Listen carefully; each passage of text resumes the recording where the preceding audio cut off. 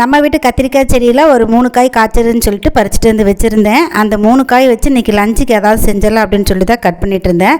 அதில் கட் பண்ணிகிட்டு இருக்கும்போதே பார்த்திங்கன்னா 2 காய் சொத்தையாக போச்சு. அதனால சரி ஒரு காய் வச்சுட்டு என்னடா பண்ணுறது அப்படின்னு சொல்லிட்டு அந்த ஒரு காய் ஃப்ரை பண்ணிடலாம் அப்படின்னு சொல்லிட்டு அதை எடுத்துகிட்டு எல்லாம் எடுத்து வச்சுட்டேன். அதுக்கப்புறம் குழம்பு என்னென்னு பார்த்தீங்கன்னா மோர் தாளித்து தயிர் தாளிச்சிருந்தேன். மோர் தாளிக்கிறதுக்கு வரமிளகா, கருவேப்பிலை, சீரகம், ஒரு துளி மஞ்சத்தூள் போட்டு பொரிஞ்சதுக்கப்புறம் மோரை ஊற்றி டக்குன்னு உடனே எடுத்துடணும். அடுப்பில் 1 நிமிஷம் வச்சுருந்தா கூட மோர் பிரித்து போயிடும், உடனே இறக்கிடணும். அதுக்கப்புறம் கத்திரிக்காய்க்கு 2 ஸ்பூன் மல்லித்தூள், 1/4 ஸ்பூன் கரம் மசாலா, 1 ஸ்பூன் மிளகாத்தூள், 1/4 ஸ்பூன் மஞ்சத்தூள் போட்டு கொஞ்சம் உப்பு போட்டு நல்லா கட் பண்ணி வச்சுக்கிற கத்திரிக்காயை போட்டு அதில் நல்லா பரட்டி எடுத்து வச்சுக்கணும். ஒரு 5 நிமிஷம் அதை அப்படியே ஊறட்டுன்னு வச்சுட்டேன்.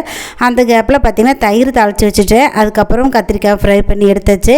லஞ்ச் என்னமோ சிம்பிளாக தான், காய் கடைக்கு போகிறதுக்கு சோம்பேறி போட்டு செய்கிறது பார்த்திங்கன்னா எத்தனை வேலை ஆகிப்போச்சு. சிம்பிள் மெனு தான், ஆனால் வந்து வேலை அதிகம். அதுக்கப்புறம் முட்டை 2 முட்டை உடச்சி ஊற்றி ஆம்லெட் போட்டாச்சு. இன்றைக்கி லஞ்ச் பார்த்திங்கன்னா சூப்பரான லஞ்ச் சாப்பிட்டு முடிச்சாச்சு. பக்கத்தில் இருக்கிற காய்கறி கடைக்கு போகிறதுக்கு சங்கடப்பட்டுட்டு சிம்பிளாக செஞ்சு முடிச்சிடலாம் அப்படின்னு சொல்லிட்டு இத்தனை செய்ய வேண்டியதாகி போச்சு. நீங்களும் உங்கள் வீட்டில் சிம்பிளாக செஞ்சிடலாம் அப்படின்னு சொல்லிட்டு இத்தனை வேலை செஞ்சுருக்கிறீங்களான்னு சொல்லிட்டு கண்டிப்பாக கமெண்ட்டில் சொல்லுங்கள். வீடியோ பிடிச்சிச்சுன்னா மறக்காமல் லைக் அண்ட் ஷேர் பண்ணுங்கள்.